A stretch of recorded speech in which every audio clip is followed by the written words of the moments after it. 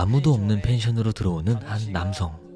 들어오자마자 갑자기 어딘가를 향해서 절을 하기 시작했습니다.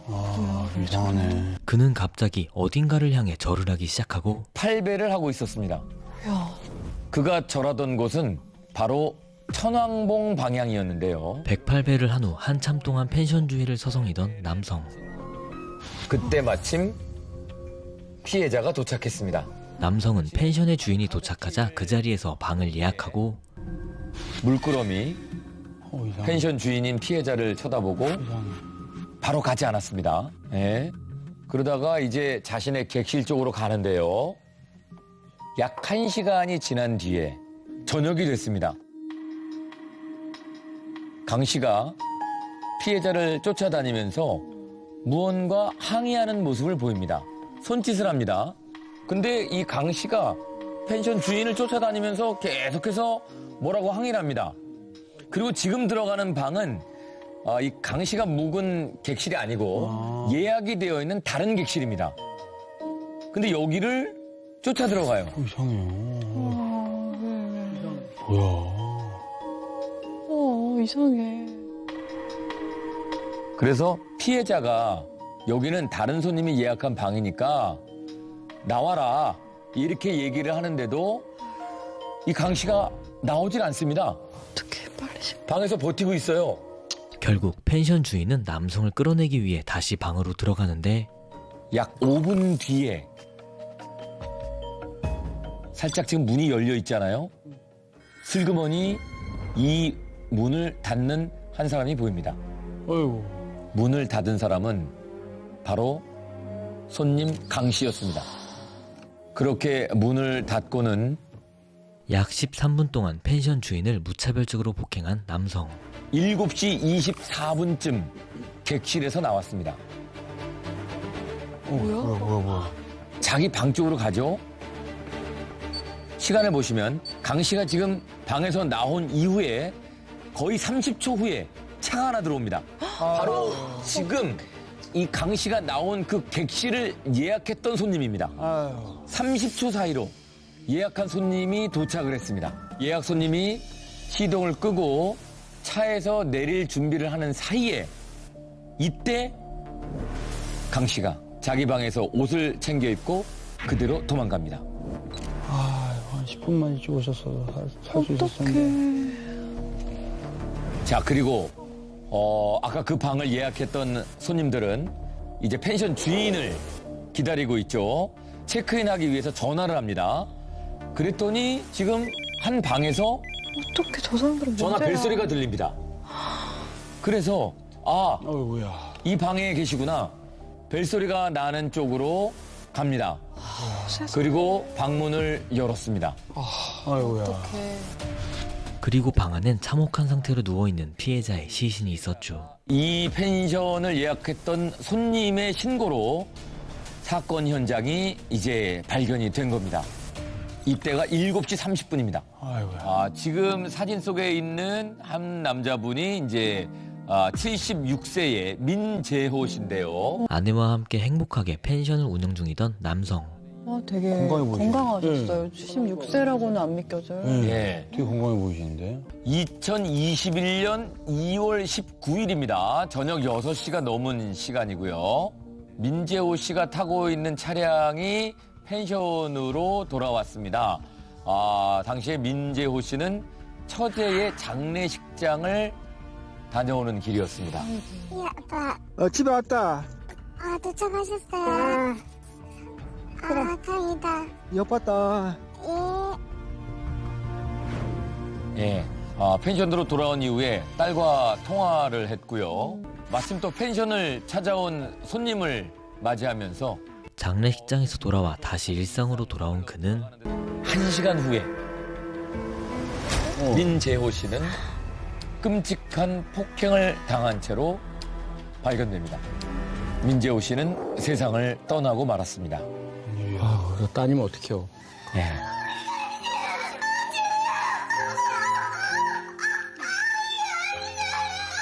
가족들이 지금 CCTV 영상을 돌려보고 있는 상황인데요. 큰 충격에 빠졌습니다. 뭔 일이야. 1시간 사이에 펜션에서는 이날 무슨 일이 있었던 걸까요? 막내 아들과도 전화 통화를 했는데요. 잘 도착했다는 얘기와 함께 그 사이에 손님을 한 명 더 받았다라고 하면서 굉장히 즐거워했다고 합니다. 사망 소식이 가족들이 아마 믿기지가 않았을 겁니다. 왜냐하면 통화하고 나서 얼마 안 된 시점에 이제 아버지가 돌아가셨기 때문에 가족들은 몇 번이나 본인들이 지금 잘못 들은 건 아닌지 되물었다고 하는데요. 유족들에게 더 큰 충격을 준 건 피해자 고인의 시신 상태였습니다. 가까이에 친동생이 살고 계셨거든요. 그래서 이 가까이 계신 친동생이 소식을 듣고 바로 펜션으로 달려왔습니다. 그리고 현장을 확인했는데요. 피해자가 쓰러져 계셨던 바닥은 물론이고요. 벽에도 강하게 부딪힌 흔적들이 상당히 뚜렷하게 남아 있었다고 합니다. 그러니까 현장 전체가 피투성이였던 거죠. 부검을 실시했는데요. 부검 결과 이 피해자의 이마뼈, 광대뼈, 그 턱뼈가 모두 골절이 되어 있었고요. 직접 사인은 극심한 두부 손상으로 인한 실혈성 쇼크사였습니다. 쉽게 설명을 드리면 머리 부위에 충격을 받아서 피가 너무 많이 흘러서 과다 출혈로 사망하셨다라는 거죠. 당시 출동했던 경찰의 기록에 따르면 피해자 몸에는 상처가 거의 없었다고 합니다. 안면 부위, 이 얼굴 쪽하고 머리 쪽에만 집중적으로 상처가 몰려 있었다고 합니다. 머리뼈가 제일 단단해서 웬만해서는 이게 부러지지 않는데 엄청 심한 뭔가 둔기 같은 걸로 폭행을 당한 건지 네. 그런 게 의심되는 것 같아요. 네, 사망한 피해자 옆 바닥에 범인의 디딤발 자국이 남겨져 있었는데요. 7번 이상 중첩된 것으로 보아서 한 자리에서 피해자의 얼굴을 발로 최소 7회 이상 가격한 것으로 추정됐습니다. 이 얼굴이나 이 머리를 공격하는 이유가 이제 원한에 의한 범죄가 가장 많이 나타나는 형태입니다. 그런데 지금 이 상황 같은 경우에는 일단 이 부검 결과나 혈흔 비산 사진을 보면 같은 장소에서 이미 쓰러진 피해자를 계속 아주 강한 타격으로 공격을 한 걸로 보여지거든요. 피가 비산된 혈흔 상태를 본다면. 이런 경우에는요, 크게 두 가지인데요. 첫 번째는 피해자가 이 소리를 구호 요청을 하거나 비명을 지르거나 도움 요청을 하지 못하게 하기 위해서 계속 얼굴, 입을 공격하다 보니까 이제 이게 얼굴에만 굉장히 집중되는 경우들이 있고요. 이런 의미는 결국 뭐냐 하면 내가 이 사람을 아무도 도와주지 못하는 상태에서 끝까지 살해하겠다라는 목표를 갖고 있어야 됩니다. 그렇기 때문에 계속 공격을 하게 되는데 두 번째는 뭐냐 하면 그렇게 이제 이미 의식을 잃거나 숨이 넘어가신 돌아가신 분들이 갑자기 숨이 끊어지는 게 아니고요. 보통 일정 시간 이 공기가 빠지는 소리가 나거든요. 이 입에서. 그게 살아있다고 생각을 해서 계속 공격을 하는 경우들이 있어요. 그래서 범죄자들 면담을 하다 보면 이미 사망한 피해자를 왜 이렇게 공격했느냐. 이 공기가 빠지면서 자꾸 말을 하는 것 같으니까 공격을 했다는 거죠. 그렇다면 그 진술 하나만 봐서도 살해의 의도가 명백하게 있는 살인사건이다 이렇게 봐야 되죠. 피해자한테 원한을 가진 사람이 펜션에 왔던 건가요? 근데 이번 사건은요. 원한 관계에 의한 살인사건은 아니었습니다. 공무원으로 근무를 하시고 정년퇴임을 한 후에 산에서 살고 싶다면서 직접 펜션을 운영하던 분이었고요. 피해자는 펜션을 방문한 손님들에게 굉장히 친절하고 잘 해드렸기 때문에 한 번 펜션을 방문한 손님들은 몇 번이나 다시 찾아올 정도로 친절하게 응대를 했다고 합니다. 펜션 CCTV 확인 결과 피해자가 펜션에 돌아오자마자 방을 내준 손님이었던 강 씨가 살해 용의자로 지목이 됐습니다. 아까 인사 맞아. 90도 인사하던 그 사람인가요? 초록색깔로. 갑자기 손님이 한 명 왔다 했잖아요. 네. 그 손님 강 씨, 그날 처음 본 사이였습니다. 전혀 몰랐었던 사이고요. 강 씨는 예약도 전혀 하지 않고 그냥 찾아왔다고 합니다. 무작정 펜션에 찾아와서 방 하나 빌리고 싶다라는 말을 했다고 합니다. 근데 마침 비어있는 방 하나가 있었다고 합니다. 그래서 이 피해자께서는 강 씨한테 혹시 이 방 비었는데 괜찮으십니까? 라고 미리 방을 보여줬대요. 그래서 둘러보게 한 뒤에 괜찮다 쓰겠다라고 해서 돈을 받고 방 키를 건네줬다라고 합니다. 그런데 그로부터 약 1시간 뒤에 강 씨가 피해자를 마구 저렇게 폭행을 해서 살해한 뒤에 도주한 겁니다. 이번에 피해자가 뭔가 항의를 했잖아요. 예. 혹시 그것 때문에 욱해서 범행을 저지른 건가요? 네, 먼저 당시 상황을 좀 설명해 드리겠습니다. 저 가해자 강 씨가 피해자분에게 항의를 했던 건 자기 방의 청소 상태였습니다. 바닥에 먼지가 있다라는 이야기였습니다. 그러면서 펜션 주인에게 와서 내 방에 바닥에 먼지가 있으니까 청소를 해달라라면서 항의를 했다고 합니다. 그래서 펜션 주인께서 지금 방에 가 계시면 제가 급한 일 마치고 바로 가서 청소를 해드리겠습니다 라고 얘기를 했대요. 그랬는데도 불구하고 이 강 씨는 자리를 떠나지 않고 계속 고집을 피우면서 지금 당장 내 방 청소해달라 이렇게 이제 요구를 했던 겁니다. 그러더니 급기야 피해자를 따라서 다른 손님이 묵을 객실로 따라 들어간 거죠. 그리고 나서 그 안에서 그렇게 약 13분간 무차별적인 폭력을 가했고요. 결국 피해자는 사망하시고야 말았습니다. 피해자는 76세로 여든을 바라보는 나이였고 강 씨는 35세의 건장한 청년이었습니다. 그래서 강 씨의 공격에 속수무책으로 당할 수밖에 없었습니다. 마당에서 갑자기 108배를 했잖아요. 오자마자 그죠? 예. 그게 절에서 하는 건 이해가 되는데 예. 갑자기 마당에서 하는 것도 좀 정상은 아니거든요. 왜 펜션에서 한 거죠? 네, 일단 저 펜션은요, 지리산 입구에 위치해 있었고요. 강 씨는 지리산에서 가장 높은 봉우리인 천왕봉을 향해서 절을 올린 거라고 했는데, 산을 좋아하는 사람들은요, 지리산의 산신령에게 인사를 올린다는 뜻으로 보통 저 장소에서 천왕봉을 향해서 절을 많이 한다고 합니다. 경찰 조사 과정에서는요, 절을 한 이유에 대해서 취업과 부모님 걱정을 모두 잊고 싶어서 그랬다라고 진술을 했는데요. 아마도 이 과정에서 자신의 처지에 대한 어떤 뭐 원망이나 한탄 이런 것들이 좀 더 생겨났을 수가 있고요. 이걸 뭔가 저 혼자 있는 피해자에게 해소할 수 있는 명분과 구실을 만드는 것이 이제 청소로 시비를 걸어서 혼자 있는 피해자를 공격한 이런 유형의 범죄로 보인다 이렇게 생각이 듭니다. 네. 그렇게 경찰은 강 씨를 용의자로 특정해 검거에 나서고 경찰 130여 명이 투입됐습니다. 이 근방 지리를 잘 아는 산악구조대와 함께 공조를 해서 수색을 시작을 했고요. 또 강 씨의 수배 전단을 만들어서요. 인근 마을 주민들에게 뿌리고요. 목격한 사람이 있는지 탐문까지 진행을 했습니다.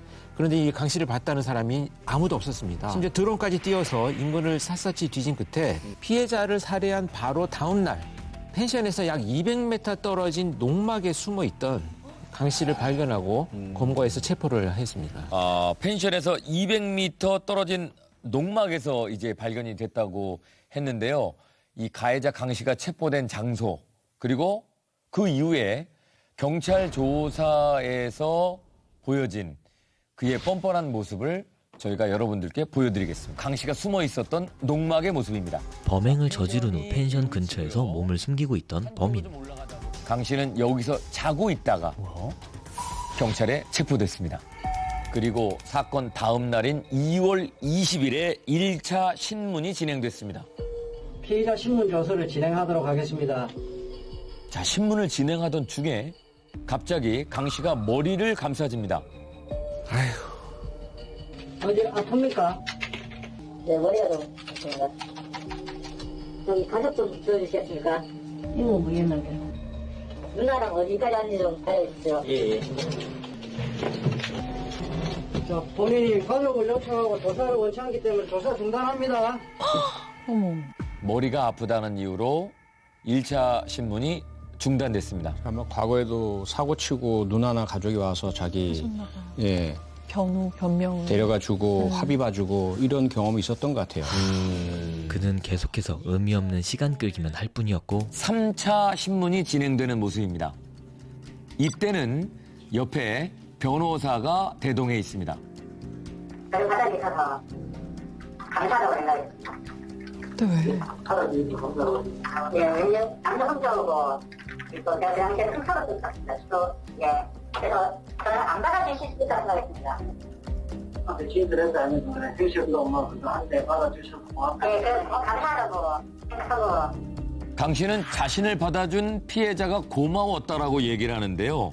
남성에게 그렇게 감사함을 느낀 사람을 왜 살해했냐고 묻자 저는 정확히 모르겠습니다. 그냥 친구에 따라가니까는 망상기가 있었습니다. 망상기가 있었습니다. 망상병이 있었다고 강 씨가 주장합니다. 집주인분들 같이 말씀 없으셨고 그래서 따라가서 어떻게 했어요? 따라가서 이제 집주인께서 토화를 또 받아가서 토화를 정도 3-4명이 더 온다고 잠깐만 그러고 이제 그 사건이 연행왔던 거야. 이제 공감이 유형사 사건이 있고요. 중성미가 차이 먼저 나왔던 거였고 그 다음에 뭔 소리야? 사람이 온다고 돼 있는데 저런. 강 씨는 사람이 더 온다는 소리에 위협을 느꼈다고 말합니다. 저도 제 스스로 거의 죽을듯이 머리에 세게 박았습니다.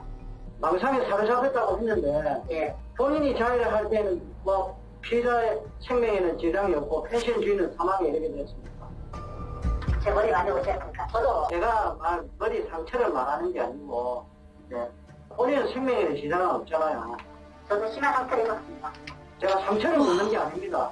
본인은 생명에 지장이 없고 펜션 주인은 정말. 사망하고. 생년 주인은 그 망상에 이제 생년 주인은 악으로 보였고 야, 자꾸 뭐 망상 이런 걸로. 피해자가 악으로 보였다고 얘기를 합니다. 다음 사람도 본인을 미친다고 생각하는 그랬다는 생각을 그냥 순간적으로 도망을 갔네요. 그냥 영도는 이제 하마다 얘는 더 이상 안 해도 매장 안 해도 알겠구나. 그래서 빨리 도망가야겠다는 생각이 있어. 그 도망간다는 거 왜 도망갔습니까? 제가 흔히 사람을 때리고 시각하고 심한 폭행이란 말은 피해자가 사망했을 수도 있겠구나라고 생각을 했겠지요. 자꾸 모르겠습니다. 뭐 그럴 수 있다. 어느 정도는 더 정확히 모르지 않습니까? 의사가 아니고 피해자는 범행직후나 도정하면서 피해자가 사망하였을 것이라는 예상을 하였지요. 심하고 잠시만 심각하게 다쳤다. 심각하게 다쳤다고 생각을 했습니다. 옆에서 강 씨의 진술을 도와주는 변호사. 아 진짜 저런 사람을 왜 변호해? 제가 또 해치지 않아요. 제가 사랑하는 사람들도 지켜주지 않습니까? 뭔 소리야. 피해자는 왜 사랑하는 사람들을 지켜주는 거예요? 그게 아니라 저는 살면서 본인 입장에서 누구에 대해 참고로 피해자 하지 않았습니다. 나한테 피해줬다가 제가 나가니까 피해자 망상 때문에 생각은 해도 좀 선택적 망상이야. 이렇게 강 씨는 끝까지 이 일이 망상 때문에 벌어진 것이라고 주장했습니다. 그렇게 추가로 오는 3명에서 4명의 손님들이 자신을 해치러 오는 것 같았다. 이렇게 이제 주장을 합니다. 그러면서 피해자가 악으로 보였고 내가 물리쳐서 세상을 구해야겠다라는 망상에 빠져서 살인을 저질렀다라고 이렇게 주장을 했다고 합니다. 강 씨는 계속해서 정신질환으로 인해 우발적으로 범행을 저질렀다라는 주장을 펼치지만 강 씨는 정신과에 다닌 기록이 없었습니다. 강 씨의 친구들도 강 씨에 대해서는 유복한 가정에서 문제없이 자란 애였다고 말했습니다. 특이점이 있다면 5년간 공무원 시험에 도전했으나 계속 낙방을 한 상태였고요. 친구들에게 한동안 연락을 끊고 지낼 수 있다는 이야기를 했었다고 합니다. 그런데요, 가족들의 진술에 따르면 강 씨는 얼마 전부터 환청과 불면증에 시달리고 있었다고 합니다. 물론 뭐 가족들의 진술이기 때문에 어느 정도의 신뢰성을 갖고 있는지는 모르겠습니다만 일단 주변에서는 강 씨에게 그렇다면 병원에 좀 가보라고 권유를 했지만 이 강 씨는요, 나는 아버지처럼 되고 싶지 않다라는 이유로 거절을 했다고 합니다. 강 씨의 아버지가 조현병을 앓고 있었습니다. 강 씨의 행동이 좀 정상적이지 않아 보이기도 하거든요. 그 아버지의 조현병이 혹시 뭐 유전처럼 이렇게 되기도 하나요? 그 의학적으로는 부모가 조현병이 있는 경우에 유전이 되는 것이 한 10% 미만 정도로 나타나고 있거든요. 근데 사실은 이렇게 본다면 다른 사람 일반인에 비해서 좀 높다라는 의미를 갖고 있는 것이지 100% 유전에 의해서 뭐 가계가 내려간다 이렇게 볼 수는 없습니다. 네. 자기가 이런 증세를 느끼다가 산에 가면 좀 나아졌다라고 합니다. 그래서 강 씨가 먼저 경남 양산에 있는 한 절에 찾아갔다라고 합니다. 절에 찾아가서는 주지 스님과 만나게 해달라 했다고 해요. 그런데 사찰 측에서 거절을 했다고 합니다. 그러자 절에 있는 물건들을 마구 파손하고 자신의 머리를 땅에 박으면서 자해 소동을 벌이다가 경찰에 체포가 됐었다고 합니다. 그런데 당시에 경찰에 체포된 이후에 가족들에게 앞서 가족 요청한 거 보셨잖아요. 또 가족을 요청했던 것 같아요. 그랬더니 이모부가 경찰서에 찾아가서 신원 보증을 하고요. 병원에 데려가겠습니다라고 했다고 합니다. 그랬는데 강 씨는 이 양산에 위치한 병원까지는 갔다고 해요. 근데 병원에 가서 주차장에서 이제 들어가려고 하니까 바로 또 도망을 쳐서 그 길로 택시를 타고 이 지리산에 있는 산청에 있는 펜션으로 갔던 것입니다. 어떻게 그러면 저기까지 가게 된 걸까요, 갑자기? 네, 택시를 탄 강 씨는 기사에게 무작정 지리산으로 가달라고 했다고 합니다. 그렇게 양산에서 산청까지 무려 180km를 이동하다가 내렸는데 하필 그곳이 피해자 펜션 근방이었던 겁니다. 히든아이에서도 다뤘던 뭐 안인득이나 성병대 이런 그 범인들 경우에도 조현병 진단을 받았지만 두 사람은 본인들이 심신미약이라고 인정하지는 않았었습니다. 진주시 비리와 부정업계 심각합니다. 하루다 멀다고 불이익 당하는 사람들 어느 정도나 많아져 가고 있었는지 그거 좀 조사 좀 해주십시오. 그분이 어떤 분이 사실 저는 정확히 모릅니다. 근데 경찰 조직에서 죽인 것을 봐서는 나쁜 분은 아니라고 생각합니다. 이 두 사람하고 좀 차이가 좀 있어 보이는데요. 네, 상당히 차이가 크죠. 안인득이나 송병대는 자기들은 정상이다, 문제가 없다 이렇게 주장을 했고요. 지금 이 강 씨는 정반대죠. 망상병이 있었습니다. 처음부터 자기에게 망상병이 있는 것 같아요 라고 하고요. 그리고 한 가지 의심이 가는 거는 지금 동석해 있는 변호사 모습 보이시지만 상당한 이야기를 주고받았을 것 같아요. 어떤 이야기를 주장하자, 어떤 이야기를 하자. 근데 할 말을 잘 기억하지 못해서 중단하니까 변호사 딱 힌트를 주죠. 심하고 당신은 심각하게 봤다고 생각을 했습니다. 처음에 사실 정말로 심각한 망상에 시달리는 정신병자였다고 한다면 1차 조사 때 마구 그런 망상적인 이야기를 했을 것이 거의 분명히 보여요. 그런데 1차 조사 때 진술을 거부합니다. 그리고 가족 불러달라고 하고요. 그다음에 이제 변호사가 왔을 때 심각하게 다쳤다. 이런 거 딱 키워드 던져줍니다. 그러니까 바로 받아서 그 이야기를 나오거든요. 이것은 사실은 안인득 성병대의 그런 망상이 심한 조현병 상태와는 많이 다른 형태다. 문제가 있는 것은 맞지만 그렇게 자신이 사리 분별을 못하고 행동 통제를 하지 못할 정도의 심각한 정신병은 아닐 가능성이 매우 높아 보입니다. 우리가 이제 양산에서의 절에서의 난동이랑 이 펜션에서의 범행이랑 공통점이 있잖아요. 뭐냐면 자기의 요구가 거절되니까 대단히 심각한 폭행을 저지르게 됩니다. 절에 스님들도 많이 계시니까 자기가 일방적 공격을 못했겠죠. 그러니까 자해 행동과 기물파손 행위를 하고요. 펜션에서는 약한 노인 피해자 한 분이 계시니까 살인에 이르게 되는 공격을 하거든요. 네. 결국 그 이면에는 정신과적인 문제 때문이 아니라 자기를 거절했다라는 거, 자기를 무시했다라는 거, 자기의 그동안 쌓여있던 분노가 촉발되고 터져 나오면서 결국 범행을 고의로 알면서 저지른 것이 아닌가라는 상당히 심각한 그런 의심이 듭니다. 네. 신문이 계속 진행되는 사이에 강 씨의 재판일이 다가왔습니다. 네, 재판이 진행됐고 판결 과정에서 기소는 살인죄로 됐고요.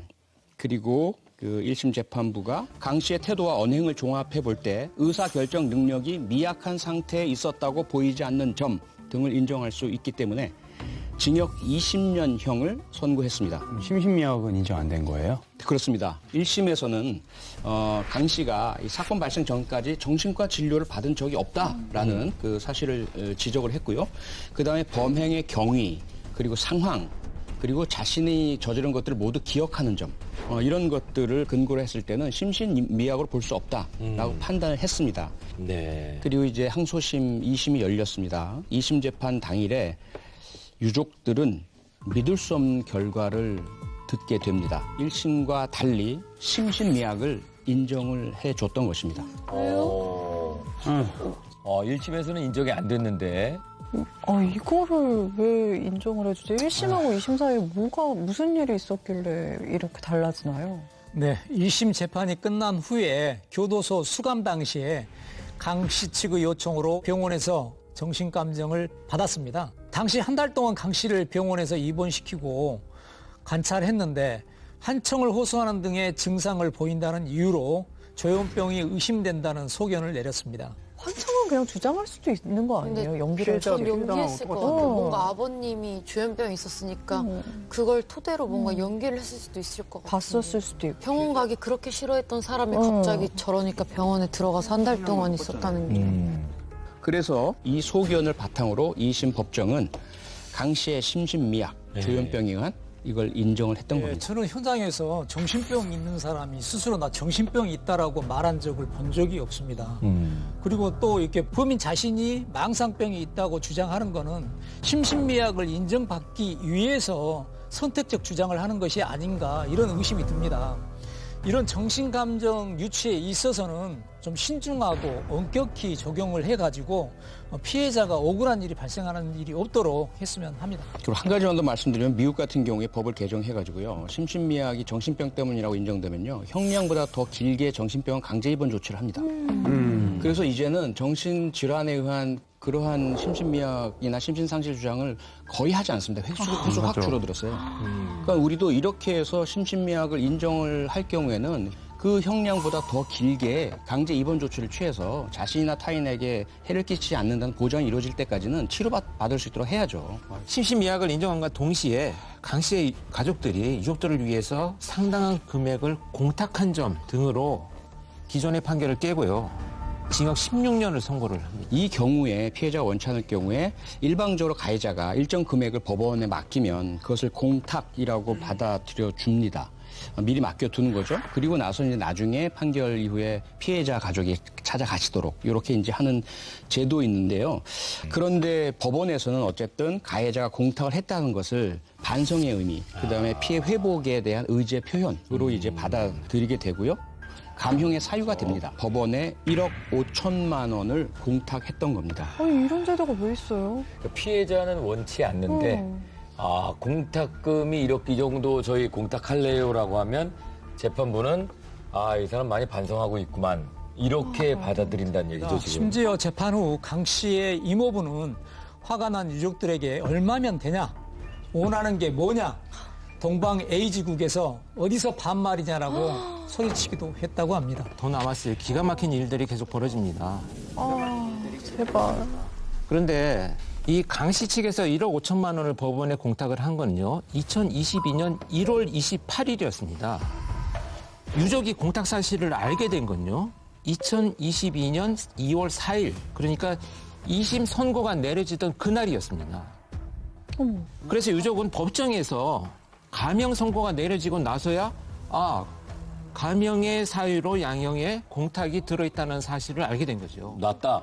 이 얘기를 피해자 쪽에 통보하지 않나 보죠? 지금은 공탁이 접수될 경우에 법원 행정처에서 팩스로 검찰에 통지서를 바로 보내가지고요. 업무 처리를 바로 하면서 연락을 하게 되어 있습니다.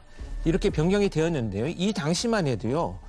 우편으로 공탁이 되었다라는 통지서를 법원에서 발송하는 방식이었습니다. 며칠씩 걸리니까 지연이 되는 거죠.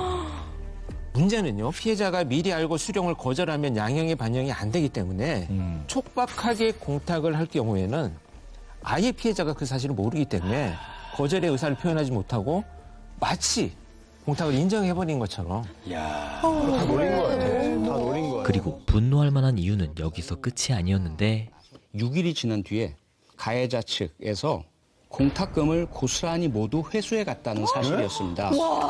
선고 다 받아들여졌고 감형됐으니까 더 이상 돈 우리가 줄 필요 없잖아라고 해서 회수를 해 간 거고요. 그러니까 결국은 공탁금 한 푼 안 쓴 거고 피해자에게 한 푼도 보상하지 않고 그냥 도로 다 회수하고 감형이라는 결과만 얻어냈던 거죠. 처음에 공탁이 이루어졌다는 사실조차도 가족들은 너무 늦게 아시게 되셨잖아요. 그래서 거절 의사를 밝히실 기회조차 없으셨잖아요. 그런데 이렇게 공탁금이 회수되었다는 사실도 유족들께서는요. 1년 5개월이 지난 뒤에야 아시게 되셨습니다. 형은 낮춰졌고 공탁금은 없어졌고. 공탁금에 대해서 법기술이 여기에 작용이 한 것 같습니다. 그러니까 형사공탁의 경우에는 재판에서 유죄가 선고되면 피고인은 공탁금을 찾아갈 수가 없습니다. 그런데 민사공탁은 다릅니다. 언제든 돈을 다시 빼갈 수 있습니다. 그래서 강 씨 측은 언제든 돈을 다시 빼갈 수 있는 민사공탁 절차를 밟았던 겁니다. 또 그런 게 있어요. 형사공탁과 민사공탁이 또 달라요. 형사용 공탁은 피해자 측 개인정보가 필요한데 피해자 측이 공탁에 동의하지 않아 민사용으로 맡긴 것이라고 주장을 했습니다. 이거 뭔 개소리야. 이거. 가져나가지 말든가. 히든아이에서 지난번에도 한번 다뤘었던 문제죠. 기습공탁, 흔히 이야기되는 또 뭐 천사공탁 이렇게 불리기도 했던 그 문제가 바로 이 사안이었습니다. 그래서 최근에는요. 피해자들의 억울함이 너무 크다라고 해서 국회에서 법이 개정됐습니다. 2025년 1월부터. 그래서 어떤 내용으로 바뀌었냐면 가해자가 기습 공탁을 했을 때는 피해자가 이걸 받아들이고 용서를 해줄 것인지를 반드시 확인해야 한다라는 확인하는 절차가 새로 생겼습니다. 그리고 만약에 이번 사건처럼 가해자 측에서 공탁금을 회수하려고 할 때도 마찬가지로 반드시 피해자에게 회수해가도록 놔둬도 되느냐라는 의사를 확인하도록 공탁법이 개정되었습니다. 예. 개정이 돼서 다행인데. 그러니까 올해부터 개정이 됐고 재판은 있었어요. 2022년에 진행이 됐었기 때문에 피해자들의 고통은 전혀 지금 줄지 않았는데 가해자의 판결문 속의 숫자만 줄었습니다. 이 나라의 법을 교묘하게 좀 이용한다는 느낌을 지울 수가 없는데요. 이 법정에서는 본인의 잘못을 속일 수 있어도 양심은 속일 수 없다라고 봅니다. 지금이라도 유가족들에게 진심 어린 사죄가 있기를 기대해 봅니다. 아파트 경비원에게 천천히 다가가는 한 남성. 이 아파트 주민이 한 사람 달려가서 또 때리지 마. 갑자기 발로 걷어찹니다. 어떻게 저래? 왜 그래요? 자, 경비원이 발길질 당하면서 지금 무차별적으로 당하고 있는 상황이고요. 무식해 진짜. 예, 그리고 비료포대 쪽으로 이제 넘어뜨리면서 왜 저러는 거야. 어르신은. 뭐야. 예, 계속되는 폭행으로 경비원은 주민을 피해 도망가지만 나오긴 했는데 계속 쫓아가면서 위협을 합니다. 잠시 후에 흉기하다를 들고 또 나왔어요. 그리고 누군가에게 오라는 손짓을 합니다. 왜 저래? 빨리 신고하면 어떡해. 네, 그러면서 콩콩 뛰면서 이제 마치 몸을 풀듯이 한번 붙어보자라는 식으로 이때 온 건 경찰이었습니다. 자, 경찰이 오는 걸 보고 이제 도발을 한 거죠. 개정부터 써야 되는데. 신고받고 왔습니다. 그랬더니 욕을 하면서 가짜 경찰이네 하고 다짜고짜. 왜 저래 진짜. 급기야 흉기를 휘두르며 경찰을 위협하기 시작하는데 자, 그래서 이제 경찰들이 제압에 나섰는데 난투극을 벌이다가 흉기를 놓쳤고 다행히 제압 완료됐습니다. 네, 설명을 좀 드릴게요. 이 상황은요, 한 남성이 난동을 부리면서 아파트 경비원을 폭행한 사건이었습니다. 심지어 남성을 말리기 위해 접근한 주민의 팔과 복부 낭심까지 발로 차면서 난동을 이어갔는데요. 신고를 받고 출동한 경찰까지 저렇게 폭행을 했고요. 남성은 결국 그 자리에서 체포가 됐습니다. 그런데 이 남성은 평소에도 지나가는 사람들한테 욕을 하면서 시비를 자주 걸고 다니는 사람이었다고 합니다. 그리고 출동한 경찰관 모두 약 전치 2주의 진단을 받았다고 합니다. 그럼 왜 그랬느냐 도대체 경찰에서 조사를 했는데 저 남성 밝히지 않았답니다. 범행 동기를. 그런데 그 재판 중에 뜻밖의 사실이 드러났습니다. 이미 특수상해죄로 징역 10월형을 선고받았었는데 그 재판 서류를 보니까 조현병 진단서가 첨부되어 있었다고 합니다. 상해 및 특수 공무 집행방해 치상으로 법정에 서게 됐습니다. 여기서 굉장히 뻔뻔한 태도를 보였다고요? 정말 말도 안 되는 소리를 여기서 하는데요. 남성은 자신이 피해자들을 폭행하지도 않았고 만약에 폭행했다고 한다면 정당방위였을 것이다 라고 주장을 했습니다. 그리고 자신은 외교관에 해당하는 지위를 가지고 있어서 면책 특권도 있다라고 했고요. 시해법권의 적용을 받는다. 전형적인 그 망상에 의한 이야기들이긴 한데 조현병과 망상이 있으니까 이런 일들이 가능해 이렇게 치부하기에는 피해가 너무 큰 상황이고요. 그래서 좀 강제력이 필요한 상황이라고 생각이 듭니다. 판결이 내려졌는데요. 판결문을 보면 재판부는 자신의 잘못에 대해 아무런 반성도 하지 않는 점, 또 재판에 출석도 하지 않고 거부하는 점, 피해자들에게 용서를 받지도 못한 점 등을 모두 가중 요소로 받아들였습니다. 그러나 정신적인 문제가 범행에 영향을 미친 것으로 보이는 점을 유리한 정상으로 인정을 해서 결국 이 남성에게 징역 1년 6월형을 선고했습니다. 네. 치료 감옥을 같이 해야 되는 거 아니에요? 중국 칭다오에서 벌어진 한 접촉사고 현장. 지금 소리를 지르며 화내는 여성이 저 뒤에 하얀 차 운전자고요.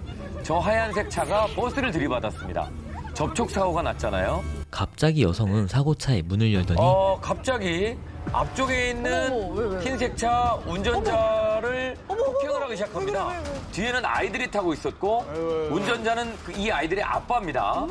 여러 사람이 나서서 이제 말려보고 있는데 애들이 어떡하냐. 차선도 지금 얻어맞은 운전자는 제대로 가고 있는 거고, 예, 버스는 이제 반대쪽 차선인 거고. 그런데 저 흰색 차량은 버스가 가는 쪽 차선으로 가야 되는 차거든요. 끼어들다가. 네. 역주행하고 완전 끼어들다 가는 이쪽인데 거예요? 완전 이쪽인데 반대편 차선. 그러니까요. 그래서 버스를 받았어요. 그래서 운전을 잘못한 건 여성인 것 같은데 이게 지금 언뜻 보면 이해가 전혀 안 됩니다. 저 피해 차량이 자기한테 길을 내줬으면 안 받았을 거 아니냐 이런 거 아닌가요? 네. 그리고 여성 운전자는 다시 운전자 쪽으로 향하더니 자, 그리고 이제 운전석으로 가서 문 닫아. 왜 그래? 와, 얼굴을 때려요. 어머, 왜 저래? 어머, 전혀. 아, 근데 이 남자 운전자는 어머. 거의 반응을 안 해요. 대응하지 않아요. 문 닫아요. 예, 괜찮다고 하면서 다 찍고 있어요, 지금. 예. 적반하장도 진짜 저런 적반하장이 있나? 그리고 자기 차로 가서 차에 타고 피나나 보다. 예, 코피가 납니다. 예. 그럴까 계속 닦았어. 되게 차분하시다. 어떡해. 힘이 약해서 맞은 게 나 아니잖아요. 움직이 안 되지. 안 되지. 예. 잡아야지. 그런데 사람들을 뚫고 그냥 갑니다. 이거 중국 칭다오시에서 있었던 일이에요. 작년 여름에 있었던 일인데 왕복 2차선 도로에서 본인이 역주행을 하다가 사고를 내고서는 지금 정상적으로 온 상대방 운전자가 운전을 잘못해서 사고가 난 거라면서 적반하장으로 피해 차량의 운전자를 폭행하다가 도망간 사건입니다. 괜찮으신가요, 피해자? 네, 저 피해자는요. 심지어 전직 군인입니다. 와, 그래서 많이 다 참으셨어. 그래서 게스트하우스를 운영 중이었는데 전날 이후로 정말 너무 심한 스트레스와 몸이 좋지 않아서 한동안 휴업을 해야 했다고 합니다. 흥분도 안 하고 네. 그냥 차분하게 있으면서 절대 사진만 막 찍고. 휘말리지 않으려는 게 보였어요. 네. 뒤에 아이가 있어서 그런지 모르겠지만 굉장히 침착하게 대응을 했던 것 같아요. 그러게요. 싸움에 휘말릴까봐 그럼 아이들이 겁먹고 그래서 그냥 가만히 맞았다 이렇게 진술을 했다고 합니다. 그래서 뭔가 자기가 좀 더 위라는 생각으로 약간 좀 막 대하신 것 같은 느낌이 전 좀 들어요. 하대한 느낌. 네, 하대한 느낌이 드는데 달아난 여성은 좀 잡혔나요? 하루 만에 현지 경찰에게 잡혔습니다. 체포된 여성은 10일간의 행정구금과 1,002왕, 하나로 약 20만 원의 벌금형을 선고받았는데요. 사건이 중국 내에 알려지면서 여성이 탔던 차가 고급 외제 차량이었던 데에 비해 벌금이 너무 적게 나왔다며 제대로 된 처벌이 내려진 것이 아니라는 비난이 쏟아지기도 했습니다. 벌금도 벌금인데 멍들고 피까지 났잖아요. 피해 보상도 해줘야지. 그런데 이 사건이 알려지면서 피해자에게는요. 중국 퇴역군인 단체가 무료 법률 지원을 하겠다고 나섰습니다. 근데 가해자의 경우에 있어서는 피해자와 반대로요. 일부 국민들에게 정말 응징을 받았습니다. 이 가해 여성의 신상이 온라인상에 퍼지면서 여성의 집에 사람들이 몰려가서 쓰레기를 투척하기도 하고요. 그래서 결국 여성은 피해자에게 사과문을 쓰고 치료비와 보상금을 부담하겠다라는 의견을 전달했다고 합니다. 그제서요. 2025년 3월 늦은 오후 어느 주택가의 CCTV. 올라가고 있는 한 남자의 모습이 보이는데요. 근데 가다가 잠깐 멈춥니다. 뭘 놓고 왔나? 그러더니 난간 위로 올라가 집안을 살피는 한 남성. 내부를 들여다보더니 사람 없는 옆쪽으로 거구나. 이동합니다. 그리고 이제 난간을 타고 겁도 없이 성큼성큼 근데 발 한 번 면접을 잘못 꼈어. 디디면 뚝 떨어지는데 전문 도둑이다. 장갑 딱 낀 게 네. 입약 온 사람이에요. 자 반대쪽도 창문으로 또 기웃기웃댑니다. 민첩해. 어딘가 열렸겠지 했나 봐. 그러더니 다시 아까 처음 있었던 자리로 돌아와서 창문을 열고 열렸어. 안으로 들어갑니다. 저런 것을 잘 안 잠궈. 어떡해. 한참 후에 나타난 이 남성의 정체는 바로 빈집 털이범이었습니다. 범행을 마친 남성은 급하게 주택가를 벗어나 도주를 시도하는데 찍힌다, 다 진짜 찍힌다. CCTV 네, 진짜 많다. 최고, 우리나라. 예. 경찰이 총력을 기울입니다. 그러다가 이제 전라남도의 한 모텔에 이 빈집털이범이 숙박하고 있다는 첩보를 듣고 모텔을 덮칩니다. 있었어요. 별도 혐의해가지고 지금 체포영장에서 체포하는 겁니다. 5개월이 걸렸습니다. 5개월이었구나. 경찰들이 이 범인을 잡기 위해서 고생을 정말 많이 했습니다. 아이고, 반갑네. 아이고, 너무한 거 아니? 경찰분들이 하는 약간 푸념 같은 얘기 들리시죠? 너무한 거 아니에요?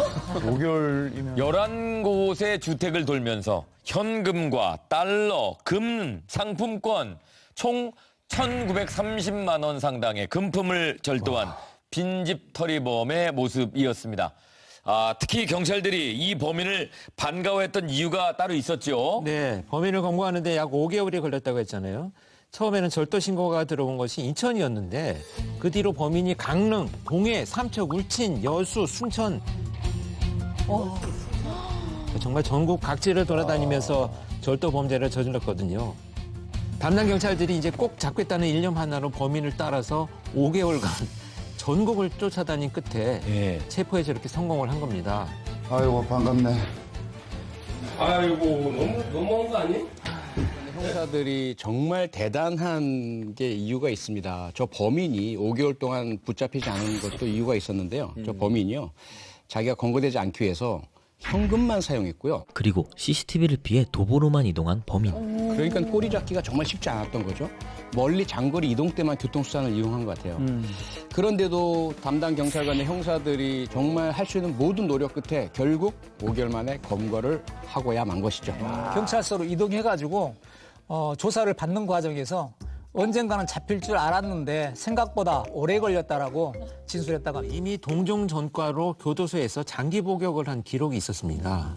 그래서 처벌을 받게 된다면 절도와 주거 침입 혐의로 3년 정도의 징역형이 예상이 되는데 만약에 출소하지 얼마 안 돼서 누범 기간이었다고 한다면 가중처벌을 받아서 5년 이상의 징역형이 선고될 가능성도 있어 보입니다. 사람들이 바쁘게 출근하는 오전 서울 관악구의 한 CCTV. 지금 한 여성이 도망가고 있고 그 뒤를 남자가 상의 탈의가 된 채 쫓아가고 있는데요. 그리고 잡자마자 폭행을 하기 시작합니다. 다시 횡단보도를 통해서 도망을 가니까 또 쫓아가요. 사람이 없나? 이를 본 시민이 이제 남자를 말렸어요. 그랬더니 말리던 시민까지 폭행을 합니다. 자, 심지어 그냥 사람이 지나가는데도 광분하면서 해코지를 합니다. 결국 신고를 받고 경찰에 출동했어요. 그리고 시민들의 도움으로 추적한 끝에 여기 있죠? 가해 남성을 발견했습니다. 여전히 지금 상의를 벗고 있는 상황이고 경찰이 체포하려고 다가가니까 갑자기 화를 내더니 침도했습니다. 괴성을 지르며 경찰에게 침까지 뱉는 남성. 자, 이후에 이제 도망을 가려고 시도했습니다만은 반대쪽에서 오는 또 경찰이 막아서면서 결국 체포가 됐습니다. 두 사람은 일면식도 없는 사이였습니다. 그리고 보시면 이 주변의 남성들한테도 마구 달려들잖아요. 그야말로 무차별 폭행을 하다가 체포된 상황입니다. 신발도 안 신고 양말만 신고 있어요. 술에 취해 그랬다고 진술했습니다. 그다지 어떤 합리적 이유나 의식적인 목적이 있는 것 같아 보이지는 않습니다. 그냥 내면에 있는 어떤 분노나 열등감, 자괴감 이런 것들을 소화하지 못해서 다른 사람들에게 대리 분출하는 그런 형태의 폭력으로 보이는데 문제는 저런 식의 폭력 행동의 수위가 저 상태로 머물지는 않을 거라 나중에 흉기를 사용할 수도 있기 때문에 대단히 위험한 그런 분노와 공격성, 폭력성이라고 보여집니다. 그리고 법적으로 살펴보자면 폭행을 당하신 개별 피해자분들과의 단순 폭행죄가 적용이 됩니다. 징역 1년에 집행유예 2년 정도의 형량을 받을 것으로 변호사들은 예상을 하고 있습니다. 부산 광안리 어느 한 소품샵에 들어온 한 여성. 매장으로 들어와서 구경을 하는 빨간색 상의를 입고 있는 여성이 보이죠. 사장님하고 이렇게 덕담도 나누면서. 그리고 빨간 옷을 입은 여성은 가게를 천천히 둘러보더니 양산이 하나 보입니다. 그런데 이 양산 파는 거거든요. 근데 마음에 들었는지 슬쩍 들고 가다가 주머니에 넣습니다. 너무 사장님은 전혀 이제 못 본 상황이었고요. 지금 뻔뻔합니다. 그리고 향수도 오른쪽에는 양산, 왼쪽에는 향수. 계산 안 하고 그대로 나갑니다. 그리고 2시간 후에 옷을 갈아입고 같은 매장에 또 나타났습니다. 같은 사람입니다. 한 번은 빨간색, 이번엔 파란색. 야, 저게. 이번에는 가방을 한번 매보고는 계속 그 가방을 메고 돌아다닙니다. 지금 왼쪽에 메고 있는 건 여기서 파는 가방이에요. 그리고 여성은 사장님과 또 한 번 대화를 나누고 그리고 사장님이 손님한테 응대하고 있는 상황을 틈타서 슬쩍 보고 가방에 넣습니다. 자기 가방에. 네, 향수는 자기가 들고 온 가방에. 그리고 사장님한테 약속이 있어서 가볼게요. 지금 왼쪽에 있는 가방은 파는 가방이에요. 놓고 가야지. 거기서 많이 근데 이제 먹은 거다. 사장님이 저 가방은 우리 가게에서 파는 가방이랑 똑같네. 그래서 쓱 봤는데 하지만 태연하게 빠져나가는 여성. 이 사장님이 이때는 얘기를 안 했어요. CCTV만 돌려봤습니다. 그리고 바로 신고를 하진 않으셨어요. 한두 개씩 가져가니까. 네. 그런데 또 왔어? 또 와요? 사흘 후에 이야. 같은 매장에 약간 습관. 다른 옷을 입고 습관이에요, 습관. 또 나타났습니다. 모자를 구경하고 있습니다. 이번에는. 약간 유심히 보는 것 같아요. 예, 사장님이 저 뒤에서 이렇게 계속 보고 있죠.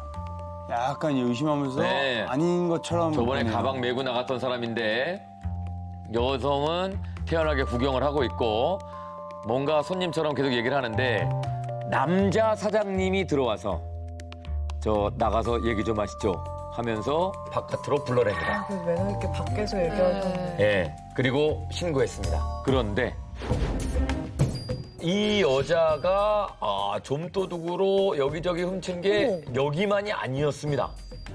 절도 피해 상점이 더 있었습니다. 도벽인가 뭐라 하는 거지? 무인 아이스크림 가게.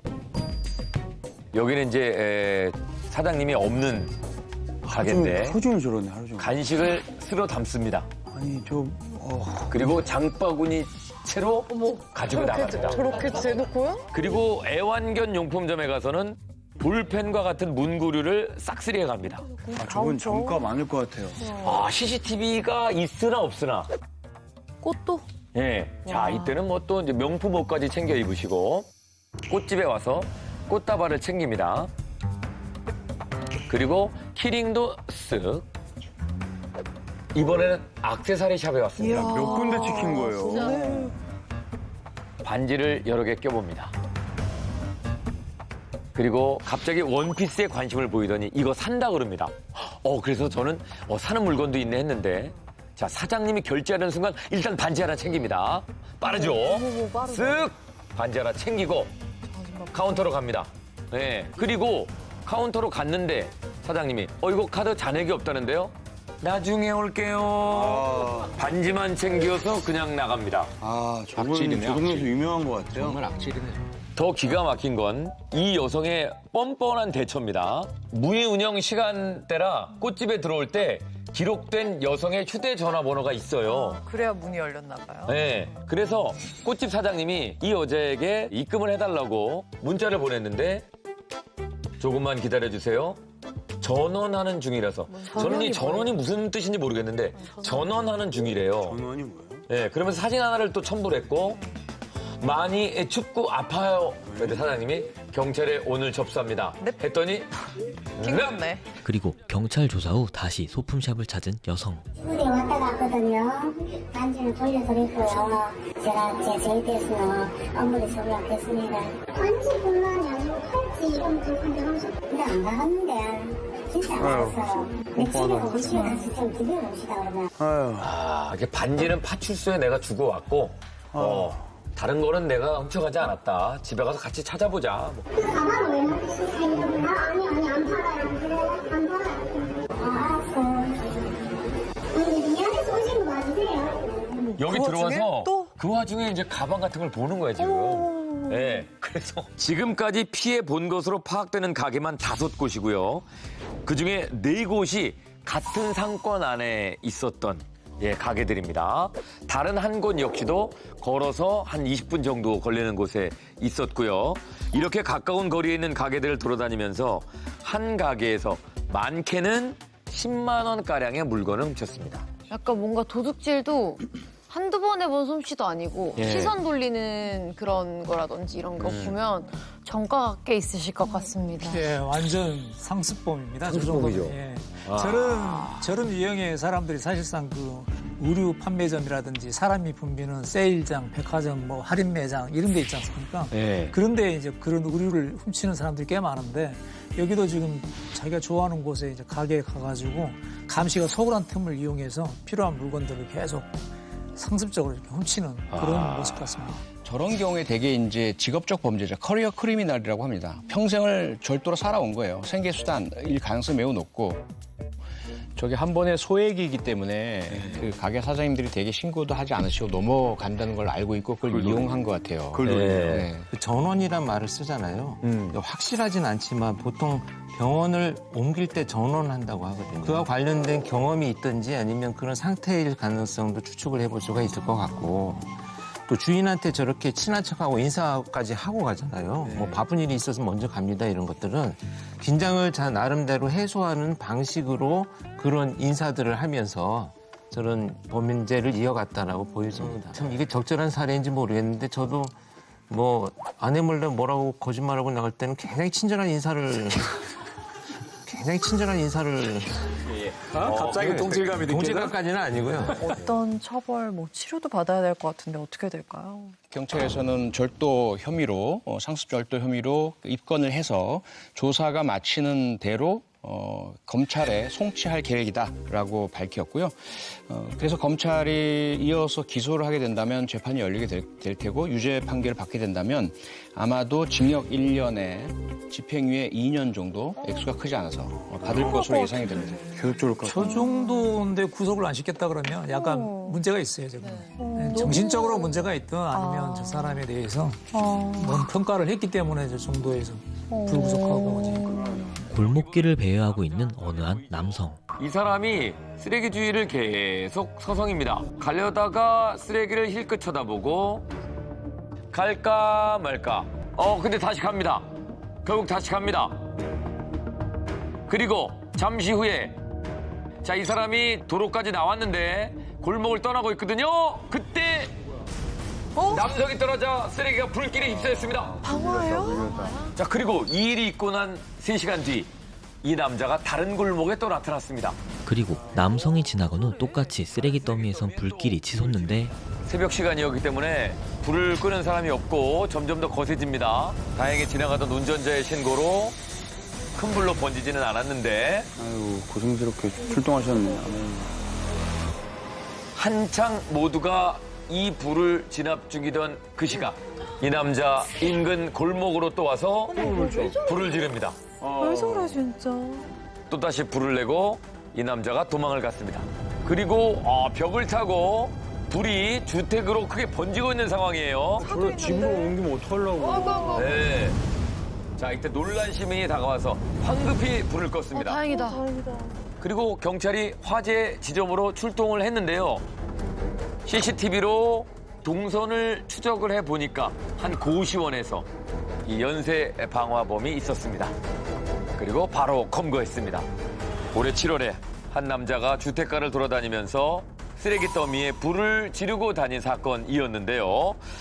사람들 대부분이 잠들어 있었던 새벽에 주택가에서 벌어진 화재라서 자칫 큰 인명피해로 이어질 수 있었던 상황이었습니다. 왜 저렇게 불을 지르고 다닌 거예요? 경찰에 체포된 남성은 쓰레기 무단 투기에 화가 나서 그랬다. 이렇게 진술을 했는데요. 확인 결과 남성이 불을 낸 곳은 허가된 쓰레기 배출 장소였다고 합니다. 이 쓰레기 무단 투기에 화가 나서 불을 질렀다는 이 남자는 황당한 한마디를 덧붙였는데요. 불은 소방관이 꺼줄 줄 알았어요. 그러니까 이 남성이 지금 화가 나서 불을 질렀다는 진술은요.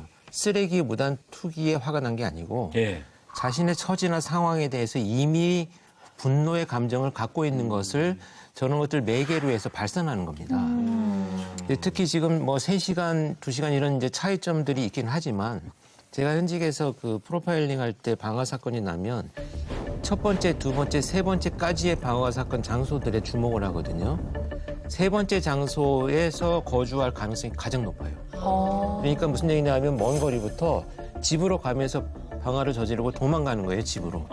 멀리 도망가는 게 아니고. 예. 그래서 집에 도망가서 들어보면 사이렌을 울리고 동네 사람 뛰쳐나오면 거기에 자기가 너무나 이 만족감을 느끼는 거죠. 그래서 아마 지금 이 체포된 장소도 아마 3번째 방화 사건 장소하고 가장 근접했다면 이제 자신의 감정을 해소하는 형태의 방화 범죄다 이렇게 봐야 되겠죠. 사건이 일어난 당일에 그 경찰관들의 빠른 판단 덕으로 사실은 더 이상 방화 저지르기 전에 남성을 체포할 수가 있었습니다. 처음 사건, 또 두 번째 사건, 세 번째 사건, 화재가 난 장소를 살펴봤더니요, 서로 100m 정도밖에 떨어져 있지 않은 근거리였다는 거죠. 그리고 그 시간 간격도 약 5분 정도밖에 안 됐습니다. 그래서 뭔가 이상한 걸 느낀 거예요, 경찰관이. 그래서 CCTV를 계속 찾아보면서 확인을 해봤더니요, 방화가 일어난 곳마다 동일한 옷차림의 남성이 계속 그 자리에 있더라라는 거죠. 그래서 그 즉시 그 남성의 동선을 쫓아서 바로 체포에 성공했던 것입니다. 강하게 처벌을 해야 될 것 같은데. 그렇죠. 강하게 처벌해야죠. 대단히 위험한 범죄고요. 그런데 이 사건 같은 경우는 화재로 인해서 사람이 크게 다치진 않았습니다. 그렇기 때문에 아마도 이제 재판에 붙여지게 된다면 징역 1년 형 정도가 내려질 것으로 예상이 됩니다. 근데 혹시라도 뭐 초범이고 또 반성한다 이런 모습 보이고 한다면 집행유예 형도 선고가 될 가능성이 있고, 그 경우라면 징역 2년에 집행유예 4년 정도가 이런 범행에 통상 내려져 왔었다고 합니다. 서울시 용산구 어딘가에서 길을 걷고 있는 한 남성. 터덜터덜 가다 갑자기 차도로 들어갑니다. 차도로 막 달려가요. 그러더니 갑자기 택시 앞으로에서 돌진을 했습니다. 그리고 다이빙을 했어요. 남성의 충격적인 행동으로 택시기사는 곧장 차에서 내리고, 그리고 뒤에 트렁크를 열고 비상 상황임을 알리고, 그리고 이 남자는 차 위에서 막 구토까지 합니다. 예, 택시기사는 일단 경찰에 신고를 했고, 근데 이 남자 갑자기 트렁크 안으로 들어갑니다. 닫아버려요. 아저씨 닫아요. 기사님 닫아. 야, 근데 이제 신고를 하니까 경찰이 도착을 했죠. 그리고 이 남자 트렁크에서 나왔는데, 발가벗었어요. 야, 옷을 벗기 시작합니다. 느닷없이 바지를 벗었어요. 그러더니 위험해. 도망가기 시작합니다. 도망을 가는 건지 춤을 추는 건지 10분여 동안 난동을 펼쳤지만 결국 검거됐습니다. 그래서 저 남성을 체포한 뒤에 간이 시약 검사를 바로 실시했습니다. 그랬더니요, 검사 결과는 양성이었습니다. 관리법 위반, 게다가 업무 방해죄, 택시기사에 대한, 그리고 재물 손괴죄 모두 적용되어서 형사 입건돼서 조사받고 있습니다. 운행 중인 택시를 향해서 지금 뛰어들은 거예요. 택시가 멈춰서 저 사람이 저 정도인 거지. 부딪혔으면. 예, 택시를 멈춰 세운 남성은 마약류 관리법 위반 그리고 업무방해, 재물손괴까지 더해져서 초범일 경우 징역 2년에 집행유예 4년이 예상되고요. 재범이라면 가중처벌을 받게 될 것 같습니다. 네. 새벽 1시 중국의 한 호텔 복도 CCTV. 한 커플이 말다툼을 하고 있습니다. 어떤 이유로 싸운지 모르겠지만, 자, 갑자기 남자분이 투신이 됐는데 유리창이 너무 단단해서 투신하지 못했어요. 근데 여자친구가 놀랬죠. 황급히 남자친구를 말리고 있는데 여자친구를 뿌리치고 또 다시 달려가서 여자친구는 이런 상황에 창밖을 바라보기만 할 뿐인데, 바깥에서 찍힌 장면입니다. 바깥에서 이 장면 찍혔는데요. 남자가 지금 투신했죠? 1층이야? 떨어졌는데 1층이었습니다. 1층이야? 정신이 없어요. 네. 심지어 옆을 보면 출입문도 멀쩡해 있는데 왜 저러는 진짜 왜 저래? 깨고 나갈 이유가 있었는지. 진짜 싫어. 헤어졌어. 신이 아니고 그냥 도망간 건데. 벗겨진 신발도 못 줍고 그대로 달아나 버렸습니다. 여자친구와 싸우던 중에 분을 이기지 못하고 창문 밖으로 투신을 시도했으나 남성이 있었던 위치는 지상 1층이어서 이거 뭐 투신 미수라 그래야 되나? 팔로 두 분께 여쭤보고 싶어요. 어떤 심리인지. 네. 범죄자가 도대체 제가 상상을 해봤는데 이해가 안 돼요, 제 머리로는. 밖으로 나갈 거면 문 알지 열고 나가면 않았을까요? 되는데. 알지 않았을까요? 당연히 알죠. 저 보니까요. 입구에서 들어와서 바로인 것 같아요. 그러니까 들어오면서도 이미 저 창의 위치는 파악이 되어 있고 느낌으로도 당연히 여기가 높지 않다는 건 알고 있는 상태거든요. 네. 근데 저 남자친구는 결국 자기가 느낀 어떤 이유인지 모르겠지만 분노. 그걸 결국은 어떤 형태로든 표출하고 싶은데 정확하게 이 정당한 방법으로 표출할 방법을 모르는 것 같아요. 그래서 자기가 여자친구한테 가장 큰 고통과 충격을 안겨주면서 충격적인 무엇인가를 하고 싶은데 저 상황에서 유일하게 자기가 생각해낸 방법이 창문을 깨고 뛰어내리는 거였던 것 같아요. 2025년 9월 서울 지하철 2호선. 자, 지하철 안을 한 여성분이 어슬렁 지금 돌아다니고 있는데, 자, 지금 휴대폰을 보고 있는 한 남성분에게 다가갑니다. 근데 지금 이 남자는 그 여성이 왔는지 눈치를 못 채고 있습니다. 바로 그때 갑자기 뭐 하는 거야? 껌? 풍선껌을 뭐 하는 거야? 풍선껌을 이 남성 그걸 뭐 하는 거야? 얼굴에다가 터뜨립니다. 그리고 이번엔 다른 승객에게 접근하더니 풍선을 또 불속함. 예. 왜 저래? 이상해. 그랬더니 야 지금 한 남자분이 당황하면서 기겁을 합니다. 이거 뭐야 근데 이러면서. 왜냐면 풍선껌 이렇게 탁 터지면서 침도 튈 수 있잖아요. 네. 또 반대편으로 또 갔어요. 네. 여기서도 이번엔 제법 풍선이 컸습니다. 며칠 뒤에 같은 사람입니다. 7호선에 그 풍선껌 여성이 또 나타났습니다. 자, 이번에는 지하철 그 손잡이 봉에 매달려서 운동을 하고 있습니다. 온라인에서 지하철 풍선껌녀로 불리고 있는 한 여성의 모습이었습니다. 남자한테만 저러네. 지하철 단소남도 유명했잖아요.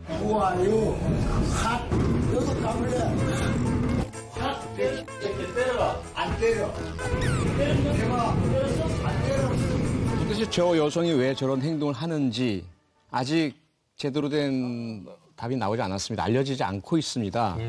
다만 다들 좀 이상하다라는 걸 느끼셨겠지만 복장 자체가 아무리 더운 여름이라 하더라도 그다지 야외에서 외출할 때 입을 복장은 아닌 것으로 보이거든요. 너무 험해요. 그다음에 이제 빨리 이렇게 옆을 보고 하는 행동도 아니고 느긋하게 앞뒤 보다가 자기가 어떤 이유인지 모르겠지만 대상으로 점 찍은 남성에게만 다가가서 장난하듯이 저런 행동을 계속 하거든요. 정신과적인 문제가 있어 보입니다. 맞아요. 네, 그래서 조현병이 있든지 어떤 행동통제, 사리분별, 주변에 대한 인식 이게 제대로 되고 있는 상황은 아닌 것 같고요. 그게 아니라 뭔가 퇴행 현상, 어린아이가 된 것 같은 그래서 친구나 이렇게 짓궂은 장난치듯이 물론 지금이야 이렇게 우리가 웃을 정도의 이상한 빌런이긴 하겠지만 저런 남에게 불쾌감 야기하는 행동하다가 상대방이 오히려 분노를 참지 못하고 폭행을 할 수도 있고요. 그쵸. 여러 가지 위험한 상황이 있을 것 같아서 좀 빨리 좀 치료를 제대로 받았으면 좋겠습니다. 폭력으로 뭔가를 때리거나 그러지 않아서 처벌이 조금 애매한 것 같기도 해요. 그러게요. 이게 참 처벌하기가.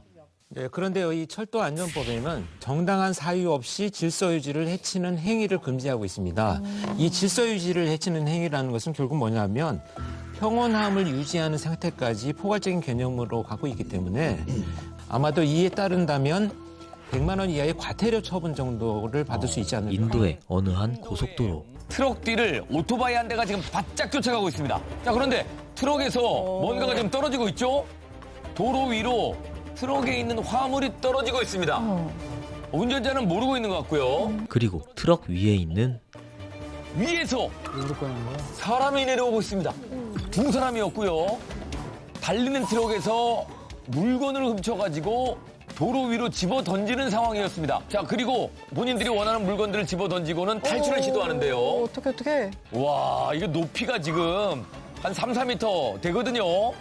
야, 그런데 여기서, 야. 와. 지금 달려가고 있는 오토바이 뒤로 탑승을 합니다. 한 명 더. 어떻게 타? 아닌데? 두 명을 어떻게 타? 지금 자기가 다 찼잖아요. 한 명 더. 이야. 한두 번이 아니에요, 이게. 대단한데? 겁이 없습니다, 진짜. 연습을 엄청 했나? 트럭에서 오토바이로 떨어진 범인들은 왔던 길을 되돌아가서 도로 위로 본인들이 던져놓은 물건들을 수거해서 달아났다고 합니다. 그런데 여러분 놀랍게도요, 달리는 트럭에서 물건을 훔치는 범죄가 전 세계에서 곳곳에서 일어나는 범죄들입니다. 아, 그래요? 네. 스웨덴에서는요, 달리는 화물 트럭에 뛰어 올라가서 가전제품을 상습적으로 훔친 범인들이 검거된 적도 있고요.